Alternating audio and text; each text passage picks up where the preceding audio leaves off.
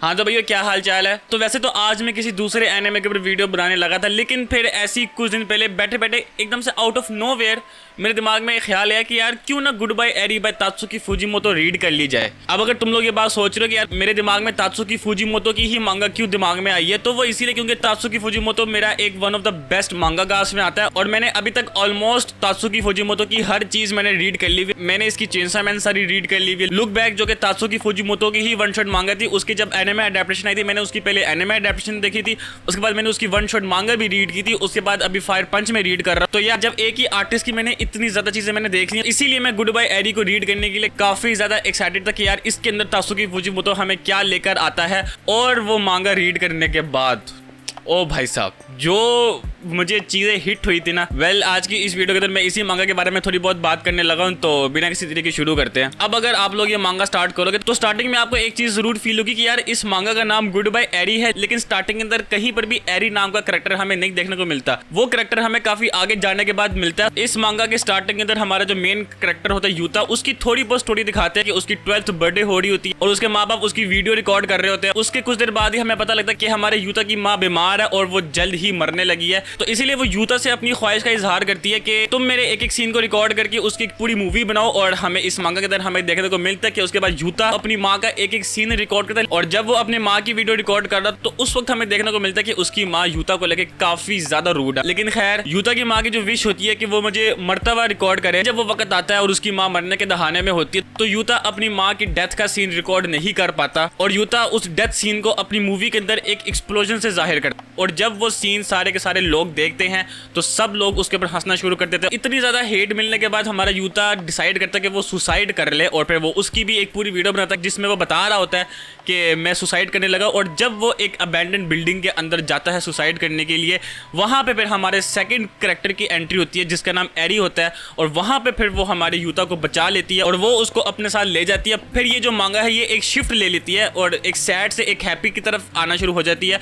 उसमें फिर हमें सीन दिखाते हैं कि किस तरह यूता और एरी आराम से बैठ के मूवीज देख रहे हैं। वैसे वो जो यूता और एरी के जो फिल्म देखने वाला सीन था उसको देख के मुझे माकीमा और डेंजी का सीन याद आ गया था। फुजीमोतो ने इन सीन्स के दरमियान काफी ज्यादा रिसेम्बलेंस रखी थी। अगर हम दोबारा मांगा पर आए तो फिर हमें इस मांगा के अंदर हमें दिखाते हैं कि किस तरह यूता और एरी बस बैठ के मूवीज देख रहे हैं। और उस वक्त जो इस मांगा की पैनलिंग थी उसकी मैं जरूर तारीफ करना चाहता हूँ कि किस तरह सिर्फ 2 से 3 पेजेस सिर्फ और सिर्फ बैठ के मूवीज देख रहे हैं। इधर से ही अब अगर मैं इस मांगा की आर्ट के बारे में बात करूँ तो यार फुजीमोतो की आर्ट तो इज सुपर, लेकिन जिस चीज की मैं तारीफ करना चाहता हूँ वो है इसकी पैनलिंग। सबसे पहले तो ये पूरी की पूरी मांगा इसने एक ही पैटर्न में बनाई है कि जिसमें 4 रेक्टेंगुलर फ्रेम्स है। अब पूरी की पूरी मांगा देख लो कहीं पर भी ये पैटर्न चेंज नहीं हुआ हुआ। उसके बाद इस मांगा के अंदर हमें बहुत सारे ऐसे पैनल भी दिखाए हुए हैं कि जिसमें सिर्फ हमारा कैरेक्टर भाग रहा है, मतलब हमें फर्स्ट पर्सन का सीन दिखाया हुआ है और उसमें सिर्फ वो भाग रहा है और भागने का जो इफेक्ट उसने लगाया हुआ है, मतलब वो मोशन ब्लर जो हो रहा है। मतलब अगर मैं आपको एग्जांपल दूं तो जब यूता हॉस्पिटल की सीढ़ियां चढ़ रहा होता तो उस दौरान जो मोशन ब्लर है वो बहुत ज्यादा कमाल था। खैर अब हम अगर दोबारा मांगा के बारे में बात करें तो हमारा यूता और एडी आपस में मेमोरीज बना रहे होते हैं और वहां पे फिर एडी भी यूता से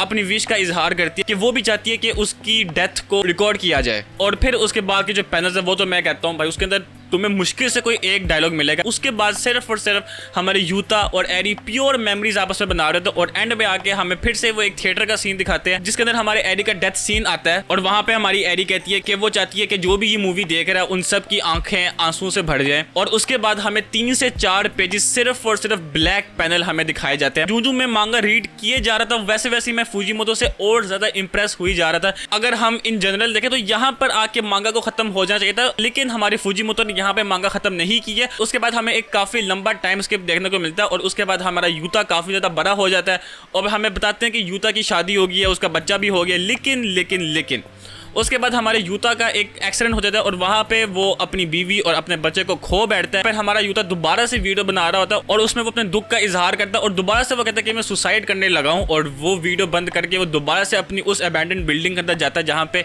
एरी फर्स्ट टाइम हमारे यूता को लेकर आती है।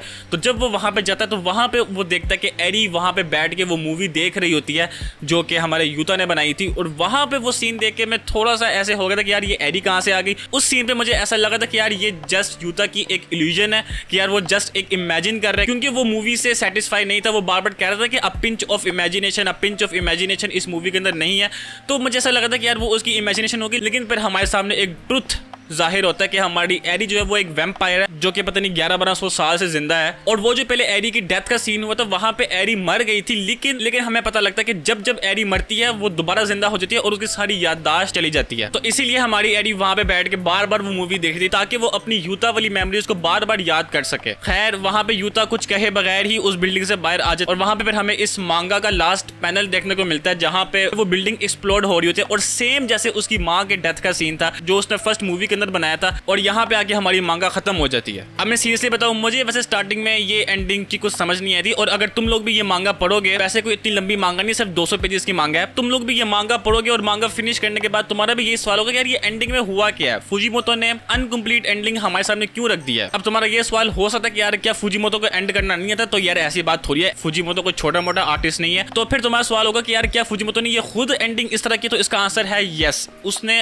इंटेंशनली एंडिंग इस तरह की रखी है। जहां तक मुझे लगता है उसकी रीजन ये है कि यार ताकि जो भी बंदा ये रीड कर रहा है वो एंडिंग को अपने हिसाब से इंटरप्रिटेशन कर सकता है। जहां तक मुझसे पूछोगे कि मैं इस एंडिंग को किस तरह लेता हूं, तो मैं इस एंडिंग को इस तरह लेता हूं कि यार फुजीमोतो हमें इस मंगा के अंदर ये बताना चाह रहा है कि यार तुम अपनी मेमोरीज बनाओ, ताकि अगर कल को तुम्हारे साथ कुछ मिसहैप हो गया तो तुम अपनी उन मेमोरीज को याद करके खुश हो सको। अब अगर तुम लोग मुझसे पूछोगे यार ये एंड का जो पैनल था इसका मतलब क्या, तो इसका मतलब मैं इस तरह लेता हूँ कि फुजीमोतो ने एंडिंग में अपनी इमेजिनेशन के हिसाब से इसको एंड दिया है। मतलब अगर तुम लोग मुझसे पूछोगे तो यार मांगा उधर ही खत्म हो गई थी जब वो गुड बाय एरी कहता है और वो कमरे से बाहर निकल जाता है। अब एंड का जो पैनल है वो जस्ट फुजीमोतो ने अपने एक इमेजिनेशन के हिसाब से, क्योंकि बार बार वो पिंच ऑफ इमेजिनेशन की बात कर रहा था, तो मेरे हिसाब से फुजीमोतो ने खुद से ही एक इमेजिनेशन इसकी एंड दे दिया। और अगर मैं अपना बताऊं तो मैं भी इसी बात पर यकीन रखता हूं कि अपनी मेमोरीज बनाओ।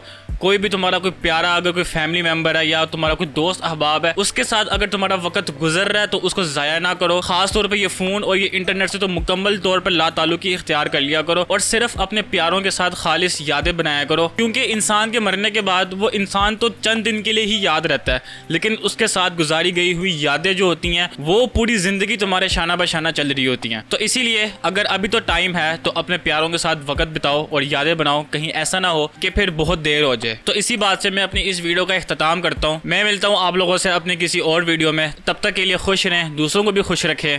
अल्लाह निगहबान।